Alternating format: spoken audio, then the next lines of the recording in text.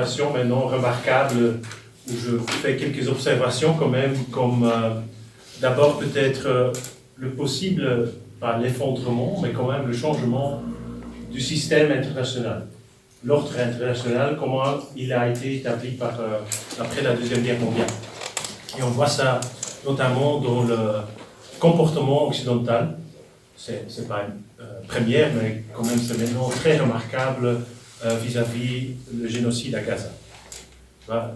Ceux qui disent toujours en Europe, voilà, le droit international et les droits humains comme fondament de notre système démocratique, voilà, il est effondré, ça s'effondre dans le génocide de Gaza. Et c'est très important, la souveraineté des nations, etc., etc.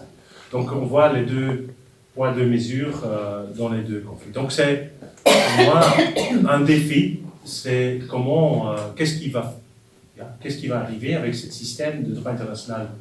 Les Nations Unies, avec toutes ses faiblesses, mais c'est quand même quelque chose de très important, parce que les Nations Unies sont considérées, après la Deuxième Guerre mondiale, comme une table ronde pour toutes les nations, tous les États, pour avoir une table ronde pour éviter les conflits de guerre. On sait que ça a bien échoué avec Corée, Vietnam, etc., etc.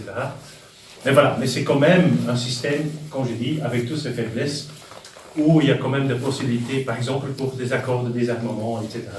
Toute la famille des Nations Unies. Ici, il y a une conférence, le contre-sommet même, donc on va discuter des alternatives, les analyses et discuter des alternatives, et le lendemain il y a des manifs. J'espère peut-être au niveau local ici, on fait quand même quelque chose, même des petites choses, même par les médias sociaux, pour s'exprimer contre l'OTAN pendant qu'ils fêtent leur 75 anniversaire. Così, tu vorrei